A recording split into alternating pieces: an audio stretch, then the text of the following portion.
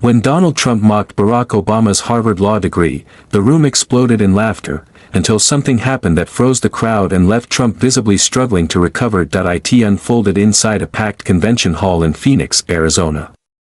The tension in the air was already heavy before Trump even reached the microphone.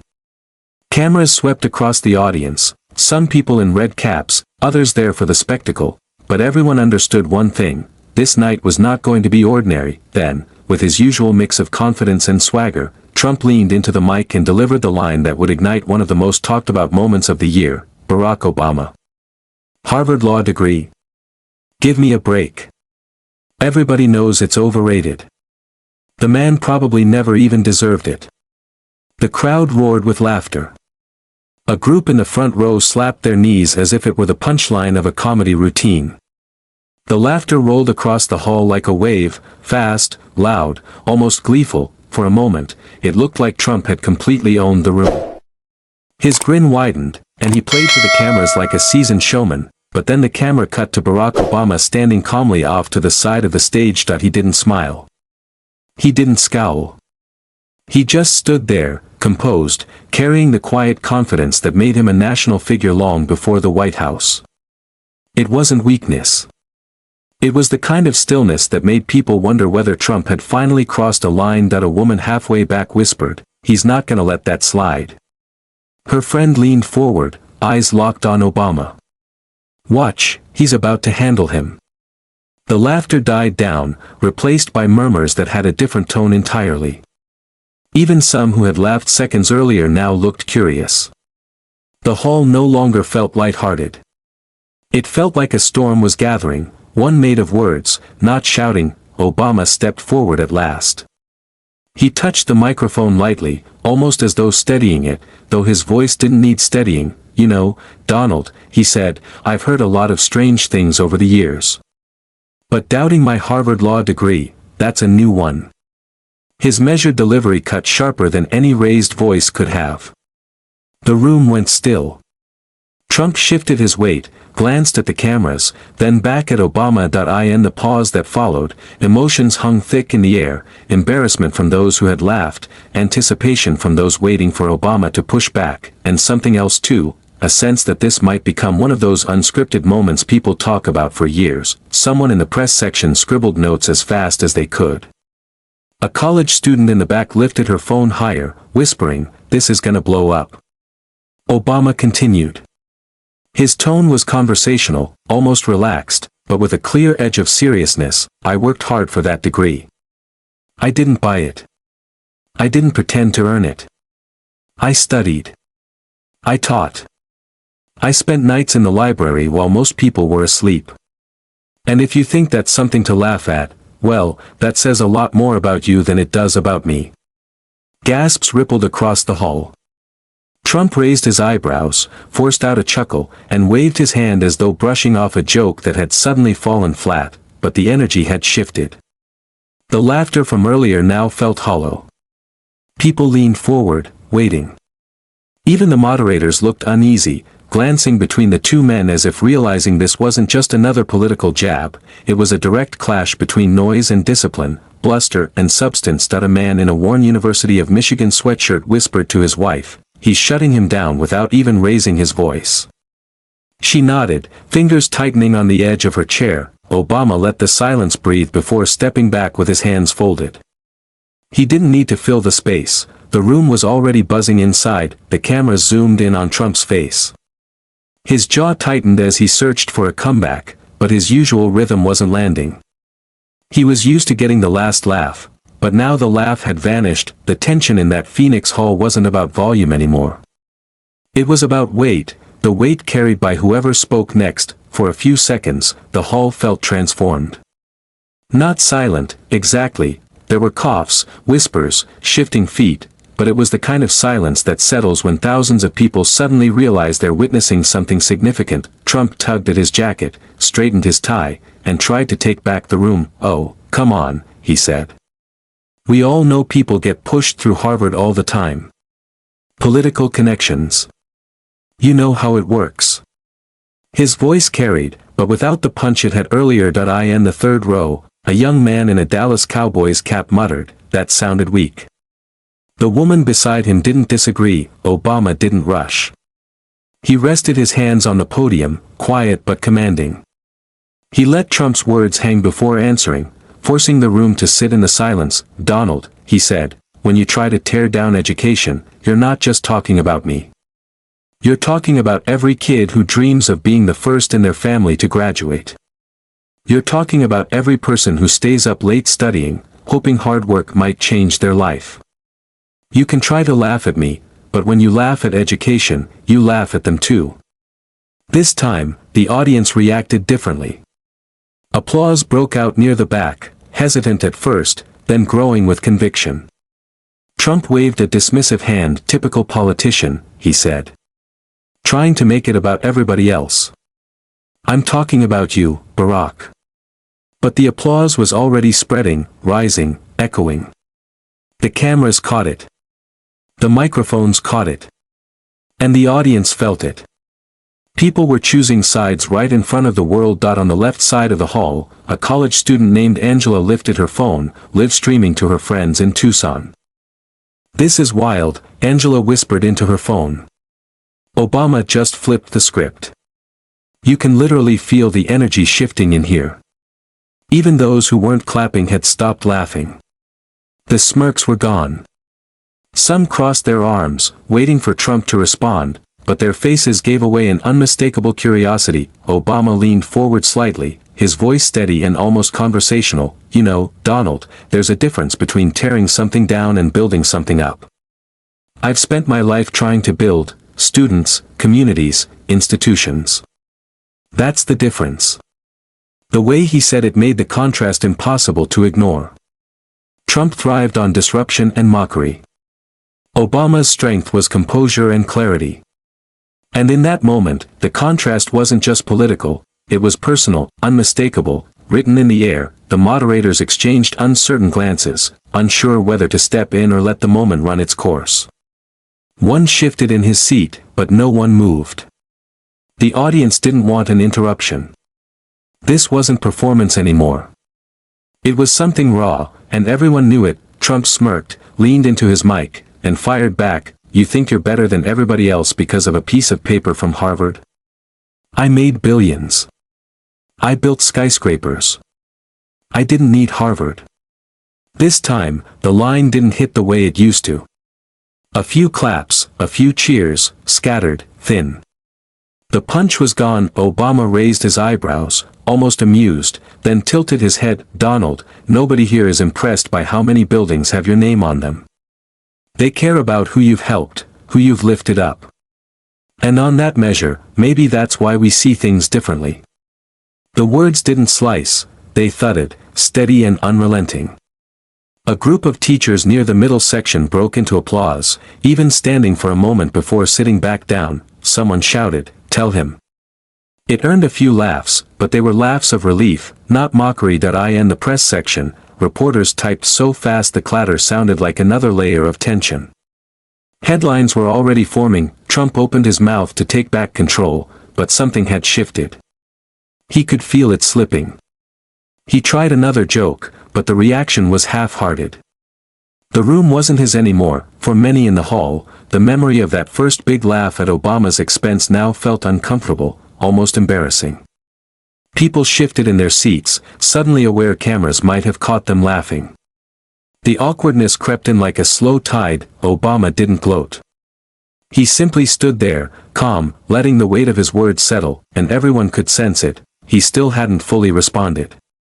He had more, something held in reserve. The pause after Trump's last attempt stretched just long enough to make the crowd uneasy.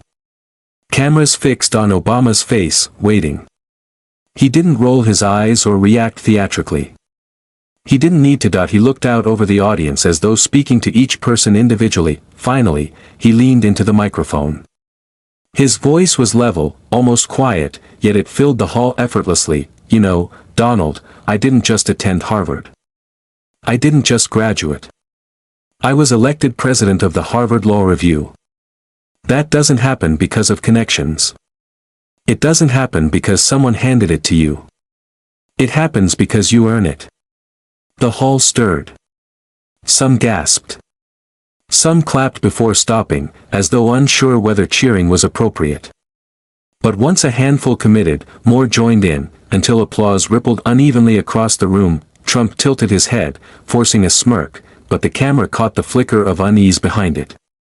He was used to controlling the tempo, quick jabs, fast pacing, never letting an opponent settle. But tonight, Obama was controlling the rhythm, and the crowd was moving with him. Obama didn't pause. His voice softened, shifting into something reflective. I remember nights studying constitutional law, my classmates and I falling asleep over our books. We were exhausted. We weren't born into wealth.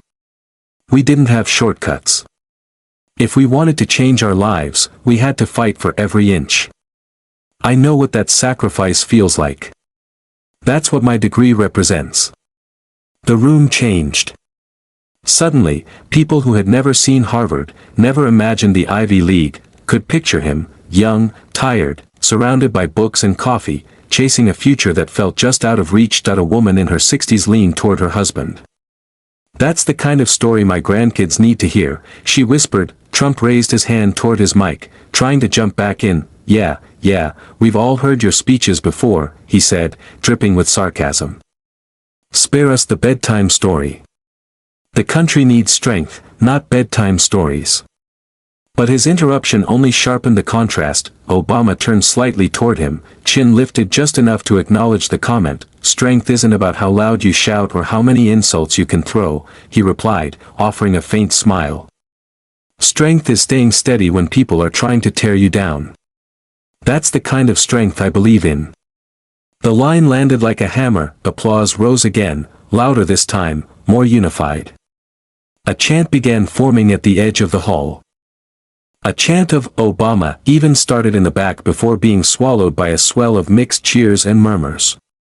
The cameras captured everything, the split reactions, the shifting energy. Trump supporters shifted uncomfortably in their seats while younger audience members cheered without hesitation. The moderators didn't even attempt to intervene. They knew this wasn't their moment to control. In the press row, a journalist from the Los Angeles Times leaned toward her colleague and whispered, that line is going to run on every highlight reel tonight. Trump pushed forward, refusing to surrender the ground he was losing. You talk about strength, he said, but what did all your degrees actually do for this country? Look at the economy. Look at the borders. Obama lifted a hand, not sharply, but with enough quiet authority to settle the rumble in the room. You can criticize policy, Donald, that's fair. That's politics. But when you attack education itself, you're sending a message to millions of young people who are working their hearts out right now. And I won't stand by and let that message go unchallenged. The line struck differently. It wasn't about ego anymore. It wasn't about Harvard. It was about students, about families, about ambition and sacrifice. Obama had transformed Trump's jab into a defense of every kid chasing a future. The crowd felt the shift. A man in a Phoenix Suns jersey lifted his phone high, smiling as he recorded. He's killing him, he muttered. Trump shuffled his notes, searching for another angle. But his cadence was slipping. Obama's calm, deliberate replies weren't just blocking the blows, they were dismantling the attack quietly, methodically, and yet, everyone sensed it, Obama still had more. He hadn't delivered his sharpest line.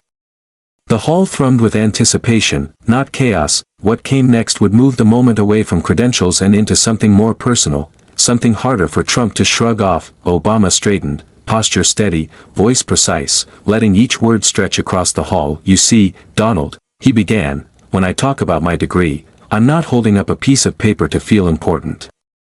I'm talking about the hours I put in. The professors who pushed me. The classmates who argued with me until sunrise. And let's not forget, I was elected president of the Harvard Law Review. That's not a ceremonial title. That's not something you get because you knew somebody. That's something you fight for against some of the sharpest legal minds in the country. There it was, his record laid out plainly, not as bragging but as explanation, almost as a reflection on the people who taught him and the students who stood beside him. Across the hall, a cluster of college students clapped loudly. Their enthusiasm spread until more people joined in, some older attendees who had laughed earlier now nodding, even clapping softly with a different kind of conviction. Trump rolled his eyes and leaned into his mic. Law review? Big deal. Who even reads that stuff? Nobody cares.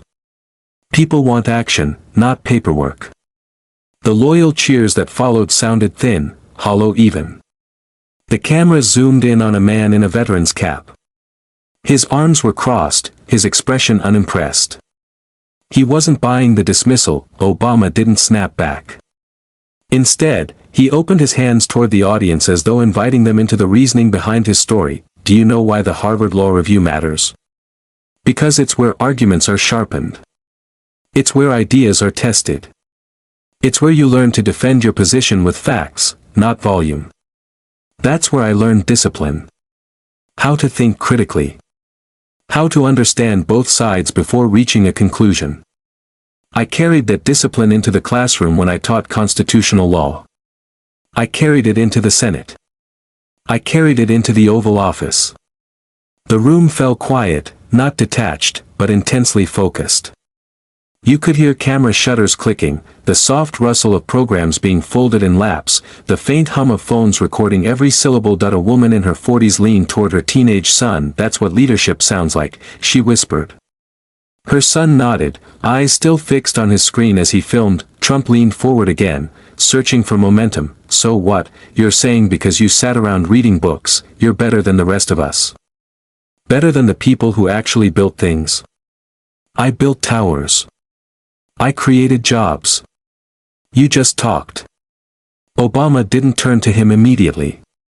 Instead, he looked out at the crowd and let a faint smile tug at the corner of his mouth, as if Trump had unknowingly illustrated his point. Donald, he said, I respect anyone who works hard. Construction workers. Teachers. Nurses.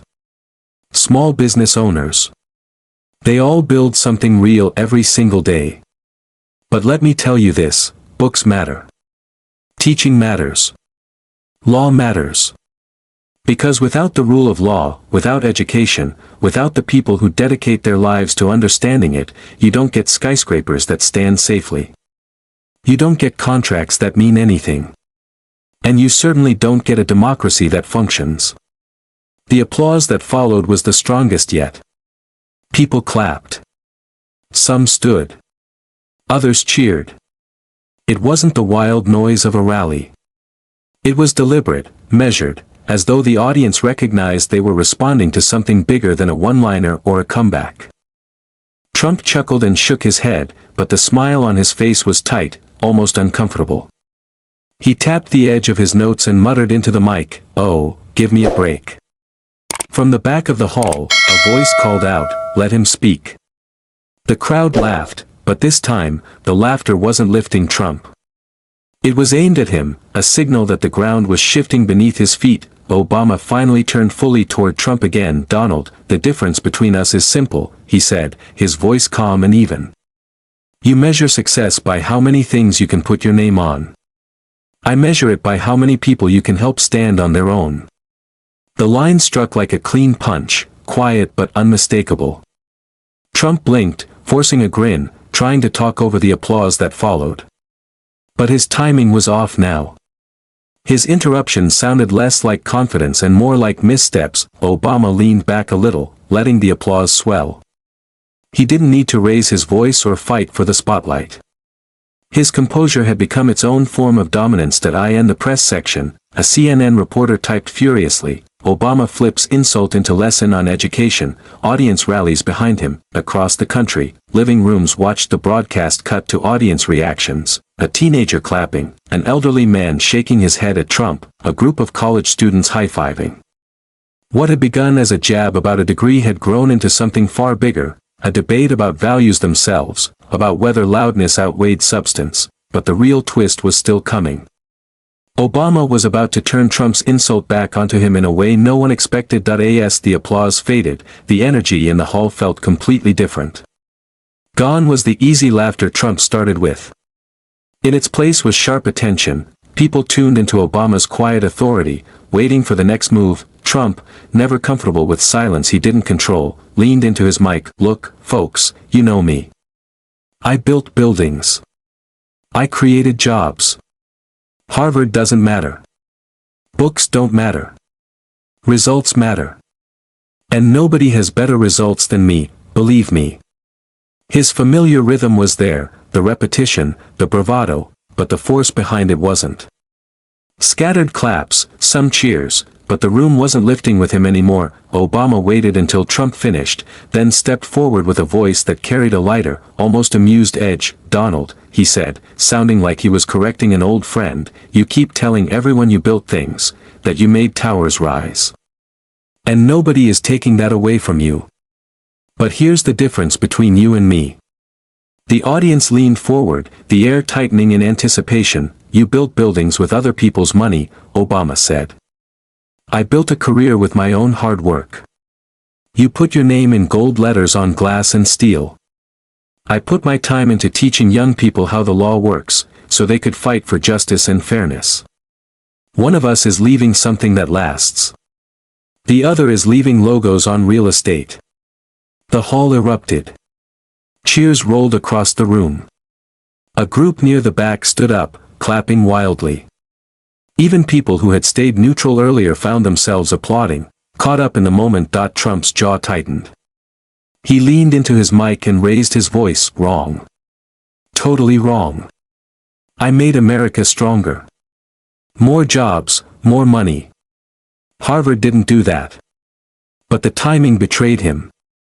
His words were swallowed by the crowd's reaction, drowned beneath applause that refused to quiet.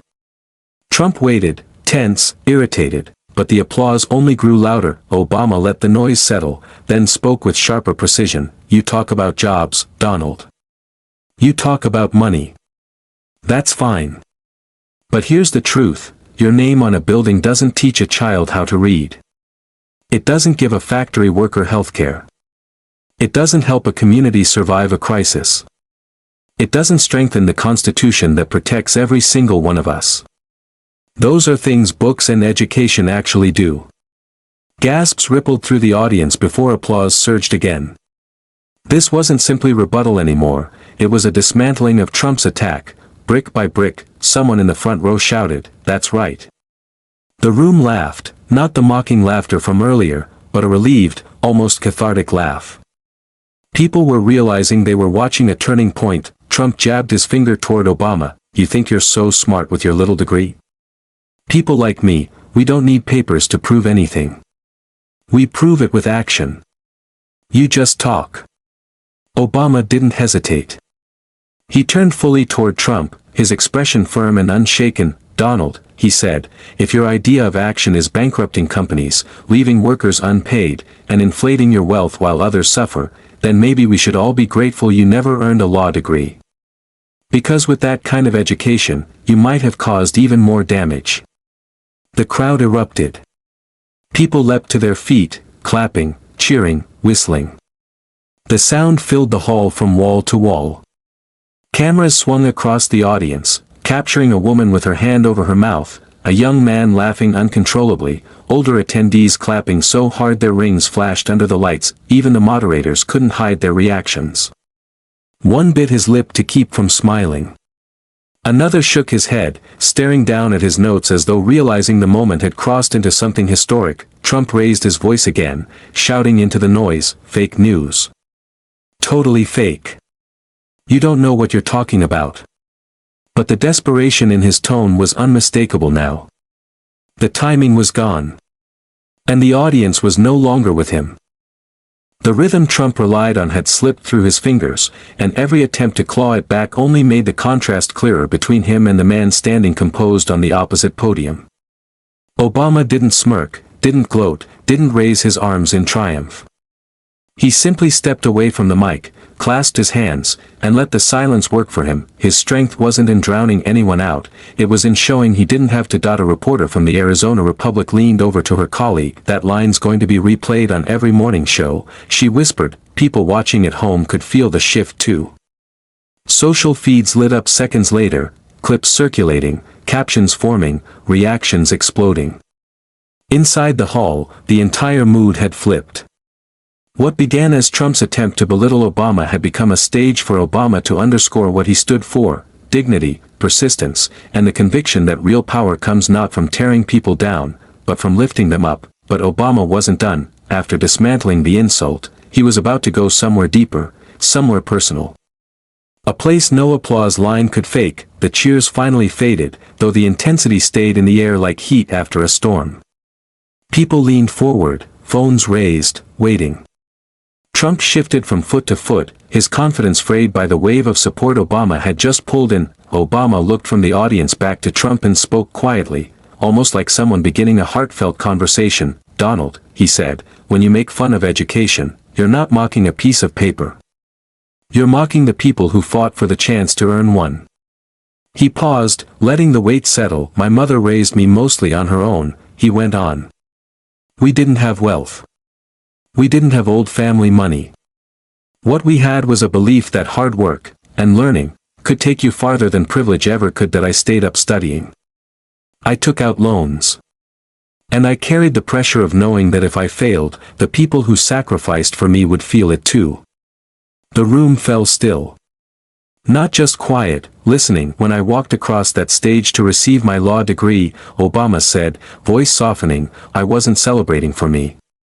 I was celebrating for my grandparents, who worked every day to give me a chance. For my mother, who missed moments because she was working or sick, but never stopped believing in me." That degree wasn't about prestige. It was proof that a kid without connections could still rise if he worked for it.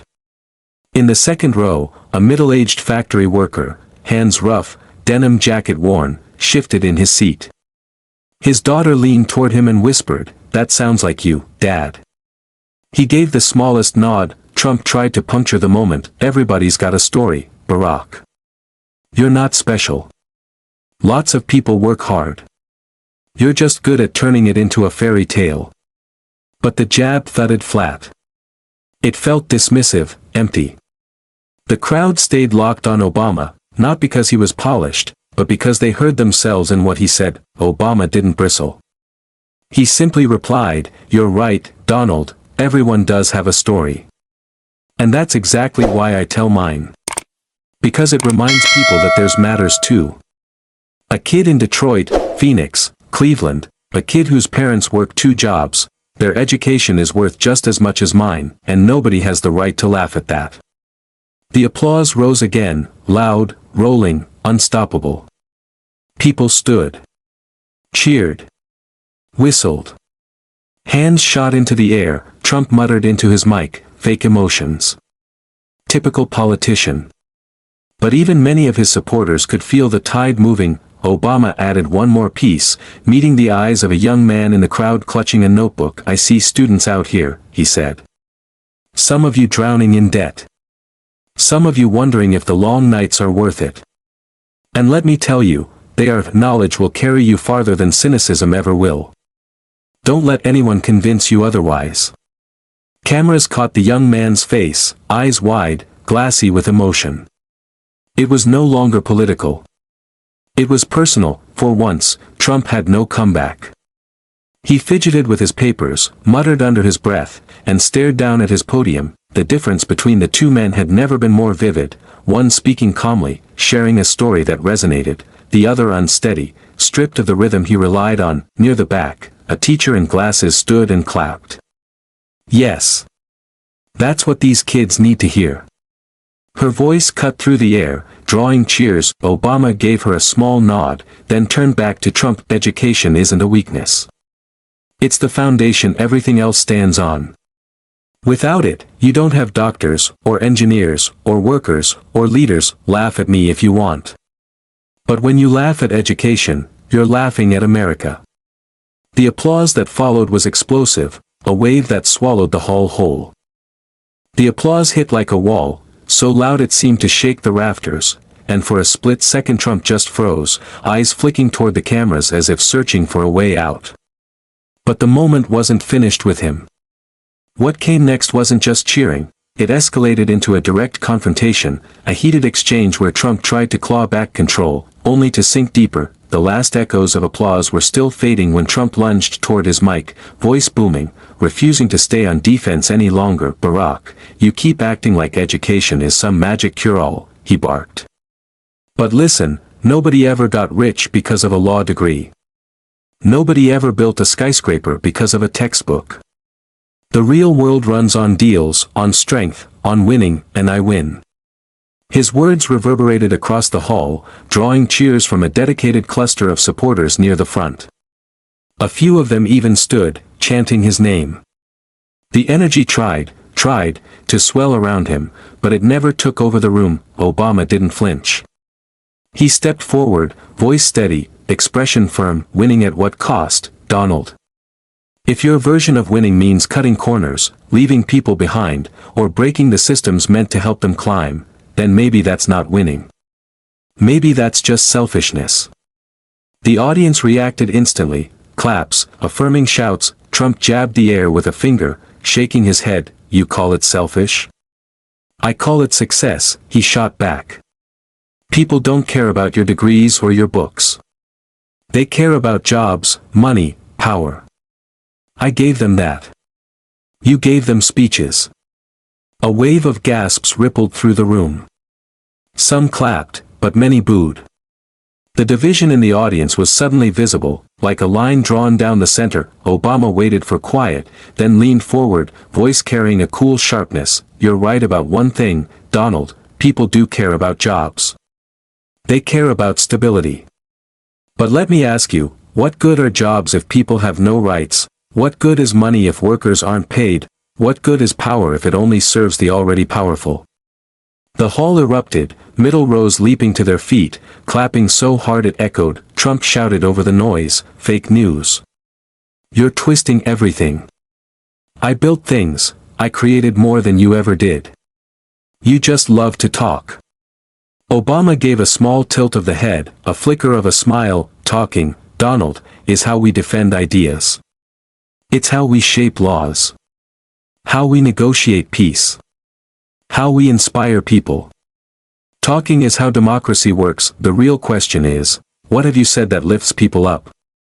What have you said that tells a child they can become more than their circumstances, because tearing others down isn't leadership. It's insecurity. A new wave of applause crashed, louder than the last. The room vibrated. A chant, Obama. Obama. Rose from the back, sweeping forward until Trump's interruptions were swallowed whole. Trump threw his arms up in exasperation. You're all being fooled. He's smooth, that's all, slick talk. I get things done. He's just words. Obama leaned into the microphone, voice quieter but cutting through the room like a blade. Words matter, Donald. The Constitution is words. But those words define our entire nation. The Bible is words, yet millions look to it for guidance. Dr. King moved a country with words. So don't tell me words don't matter. The problem isn't words, it's when you use them to divide instead of unite. The crowd exploded. People jumped up, cheering, shouting, applauding. Even a few wearing Trump shirts looked torn, their clapping hesitant but genuine. Trump clutched his podium, face reddening, finger pointed at Obama. You think being clever pays the bills? Clever doesn't build armies. Clever doesn't win. Obama didn't even blink. Donald, if the only thing you measure is winning, you'll never understand leadership. Leadership isn't about beating everyone in the room.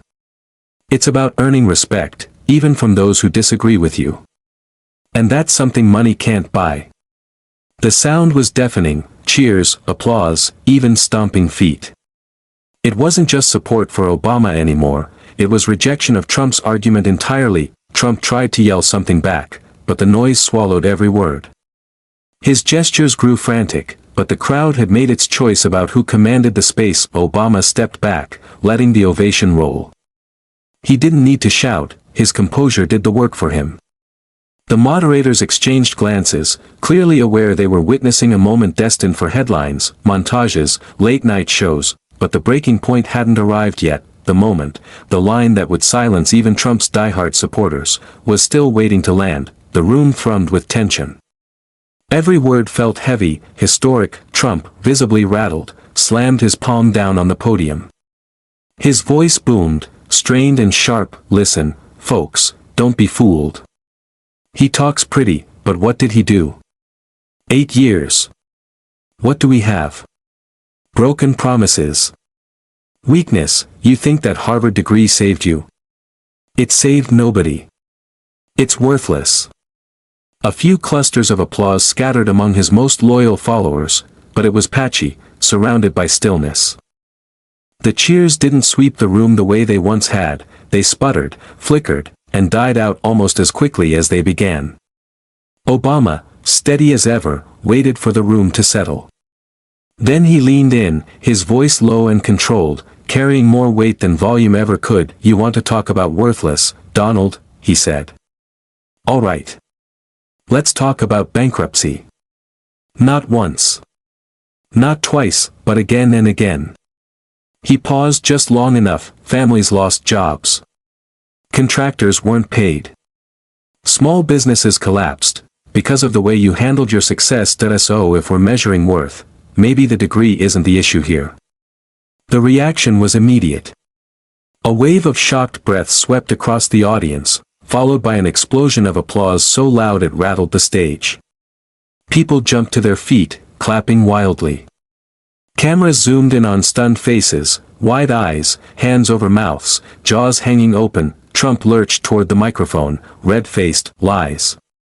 All lies. You know it's fake, you know it's not true, he shouted. Obama didn't even blink. He let the applause crest, then lifted a hand, just slightly, and the noise fell back enough for his next line to land clean. Donald, you can call it fake all you want. But numbers don't lie. Court filings don't lie. Workers who lost their paychecks don't lie. You brag about winning, but how many people had to lose for you to claim that win? The crowd erupted again, louder, more unified. Even some wearing MAGA hats sat stiff, arms crossed, staring at Trump with cold expressions. Trump jabbed a finger toward Obama. I built an empire. You built nothing. You talk about law, but you couldn't even fix the country. Obama's smile was faint, almost sympathetic. That he leaned in, delivering each word with deliberate precision. You keep talking about towers, Donald, glass and steel. But here's the truth, towers fall. Markets crash. Empires crumble. The only thing that lasts is what you invest in people. That's why education matters. That's why words matter. That's why truth matters. The audience shot to their feet. The ovation was massive, the kind that reverberates through your bones. Phones flew upward, people live streaming, shouting, cheering. The roar swallowed the room. A woman in the back yelled, say it again. The laughter and clapping only intensified. Trump threw his head side to side, furious, pathetic. Weak. All talk, he yelled, his voice cracking as he tried to rise above the noise, and that's when Obama dropped the line, short. Precise. Devastating. You can call books weak. You can call education worthless. You can mock my degree all you want, but here's the truth, Donald. When history writes about us, it won't remember the height of your buildings, it will remember the depth of your character, and that's something no bank, no check, no lawsuit can buy. The hall exploded. It wasn't applause, it was detonation. People stomped their feet. Hands slapped together until they were red. Whistles pierced the air, some hugged strangers beside them, total strangers, because the moment was that overwhelming. Trump slammed his palm on the podium again, but it didn't matter. His voice couldn't touch the wall of sound swallowing the room. Cameras cut to his face, tight-lipped, flushed, eyes narrowed with frustration, then to Obama, standing calmly, hands folded, letting the ovation thunder around him like it belonged to him. A reporter whispered into her recorder, this is it. This is the line. This is the clip the country will wake up to. Online, social feeds exploded, clips posted within seconds, hashtags already trending, live commentators calling it the knockout punch. Trump scanned the room, looking almost dazed, as if he finally realized that no matter what he said next, the narrative had shifted. The crowd wasn't just entertained, they were moved. Obama stepped back a few inches, giving the moment air. No smile, no gesture of victory, just steady composure, the kind that doesn't need celebration to prove it won. But the story wasn't done, because what happened in the minutes after, inside that arena, carried its own weight. As the cheers slowly settled, the air in the Phoenix Convention Hall felt thick, charged, almost electric. People didn't return to their seats quietly. They gathered in clusters, speaking to strangers like old friends, processing what they had just witnessed. Trump lingered at his podium, rattled. He shuffled his papers, leaned into the mic, muttered something about fake news and media bias, but the words fell flat. The audience wasn't looking at him anymore. Every eye was on Obama. Near the back, a college student streamed live on her phone. "You guys, I'm telling you, Obama obliterated him with that one line," she said breathlessly. "Even people in MAGA hats, look at them. They're quiet." This was crazy. A few rows closer, a middle-aged man in an old Arizona State University hoodie shook his head as he spoke to a local reporter. "I didn't come here for Obama," he admitted, almost surprised at himself. "But I gotta be honest, that was something, you could feel it." He shut him down without ever raising his tone. A woman in her 60s, who had cheered loudly when Trump joked about the law degree earlier, now looked uneasy as she leaned toward her friend. "I still support Trump, but I don't know," she murmured. "Obama, that landed. It felt different." Up in the press area, even veteran reporters were buzzing that a Washington Post journalist whispered to a colleague, "That wasn't just a comeback. That was a moment. He took an insult and turned it into something bigger, something that sticks." Meanwhile, on stage, Obama remained still. He hadn't added anything, hadn't tried to top the applause. He didn't need to. He stood there with the quiet confidence of someone who knew that silence can weigh more than a dozen shouted punches. The crowd, the cameras, the commentators, they were doing the talking for him. Trump tried to fire back again. "He's just performing," he snapped into the mic, "don't fall for it." But the line didn't land. It felt strained, like a match dropped into wet grass. A few scattered claps rose and died almost instantly. Out in the aisles, the mood split sharply. A construction worker wearing a reflective vest told a reporter, "Trump's right about one thing, reading books doesn't put food on the table." He paused, rubbing the back of his neck. "But when Obama said it's about character, man, that got me. My kids won't remember how many shifts I pulled. They'll remember the kind of dad I was." Next to him, a young woman jumped in. "Exactly. It wasn't political anymore. It felt human."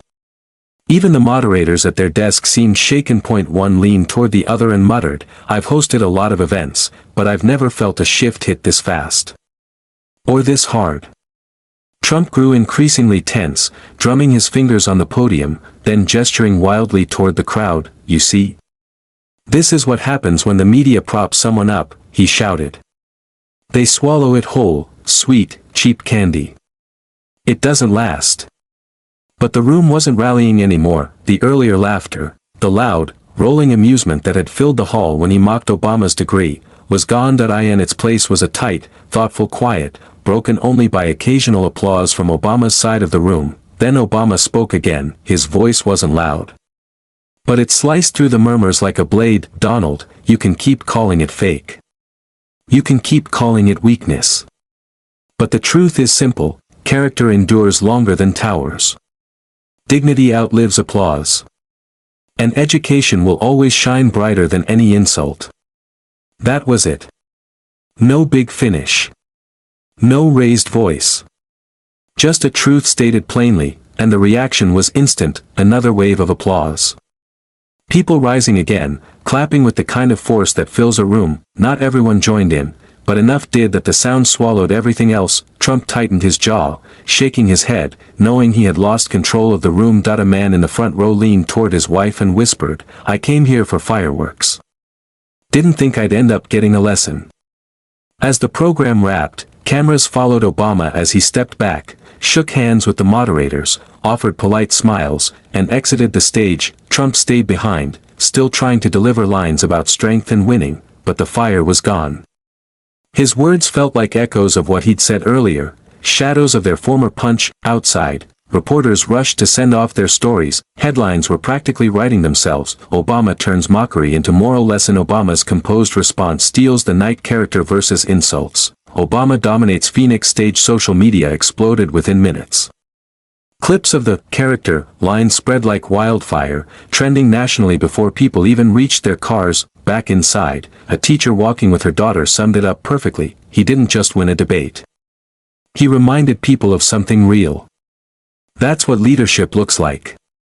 But what lingered wasn't only the clash, it was the message behind it, and once the lights dimmed and the seats emptied, the question became, what would people carry home from that moment? By the time the workers started folding chairs and rolling cables off stage, the atmosphere still hummed with the energy of what had happened. People drifted toward the exits slowly, still replaying the exchange in their minds. Some were fired up, others thoughtful, but nearly everyone sensed they had seen something that would be replayed for weeks, even years. For Obama, the night had never been about theatrics. It wasn't about scoring points or trading jabs. What made the moment resonate was how he had taken a cheap shot and transformed it into something meaningful. He answered insult with composure, mockery with purpose. And instead of defending only himself, he defended every student, every worker, every person who believed education could shape a life. That's what people remembered as they walked into the warm Arizona night. Outside, news crews swarmed the crowd. A young guy live streaming to his followers said, "This wasn't politics, this was character." You could feel the shift. A middle-aged woman, who admitted she'd voted for Trump before, told a reporter quietly, "I came to laugh at Obama. But now I'm thinking about my grandkids, what kind of example we're setting." That line about character, I won't forget it. Even Trump's most loyal supporters, though defiant, couldn't shrug off the moment. A man in a red cap said, "I'll always back Trump. But I'll give Obama this, he stayed cool. Didn't blow up." That's hard to do. If you want, I can now merge all the parts you've given so far into one seamless, polished script with consistent flow and tone. The coverage that rolled and echoed the mood in the room. By midnight, the headlines were everywhere: Obama transforms jab into message, measured response stuns Phoenix crowd, character over concrete. Cable networks looped the moment non-stop, analysts breaking down every pause, every steady breath, every ripple that moved through the audience. And though some commentators tried to insist Trump hadn't been shaken, the footage told a different story. A crowd that began the night laughing at Obama's expense, ended it applauding him. The takeaway wasn't subtle. Obama had spelled it out with plain language: strength isn't how loud you speak, and success isn't defined by steel, glass, or branding. Strength is composure, success is integrity. Leadership means rising above ridicule, not diving into it. In homes across the country, parents repeated Obama's words to their kids. Teachers scribbled them on classroom boards the next morning. Social media lit up, not just celebrating a political moment, but celebrating a reminder that character lasts. Trump had tried to turn Obama's Harvard law degree into a punchline. Obama turned it into a platform, a lift for millions who had ever been underestimated, sneered at, or dismissed. Moments like that stay long after the news cycle moves on. Out in the parking lot, as people filtered out, conversations still lingered. A guy in a plaid shirt said quietly, he didn't just respond to Trump, he spoke for everyone who got told they didn't deserve the things they worked for. His friend nodded slowly, eyes fixed on the night sky as though he was still replaying the moment. The evening had been a clash of two approaches, two philosophies, two ideas of strength. Trump's style was loud, sharp, meant to sting quickly. Obama's was steady, intentional, built to elevate rather than tear down. And in Phoenix, the contrast couldn't have been more obvious. The core lesson was clear: insults are temporary. Dignity isn't. Skyscrapers can be built and toppled, fortunes made and lost. Applause loud and fleeting, but character is what history remembers, and everyone in that hall, whether they cheered, booed, or sat quietly in between, carried that sentiment out with them. A reminder that real strength doesn't need to shout, and sometimes the most piercing answer is delivered in the calmest tone. For viewers at home, it became more than a televised moment. It became a small reminder of what leadership really is: not belittling others, but lifting people higher. Not mocking someone's effort, but giving them a reason to keep striving. Not measuring a person by what they own, but by how they treat others. Obama had taken a cheap insult and held it up like a mirror. And in looking at it, people didn't just see politics, they saw themselves. So when the cameras finally went dark and the hall emptied into the Arizona night, the question wasn't simply who won the exchange. It was what people chose to take with them. Because the real story wasn't in the clash, it was in the reflection it left behind, that a reminder about life, not just politics, how we handle insults, how we stand in difficult moments, how we carry ourselves when pushed off, and echoes louder than any attempt to tear us down. Strength is composed, success is honorable, and leadership, true leadership, is character. So if this moment speaks to you, don't let it slip away. Hold on to it. Remember it the next time someone tries to belittle your effort or dismiss your worth, because the most powerful answer isn't always the loud one. Sometimes it's the one that stills a room, right before it erupts. And if you want more stories that uncover what leadership and character truly look like, stick around, because the conversations that matter most are only getting started.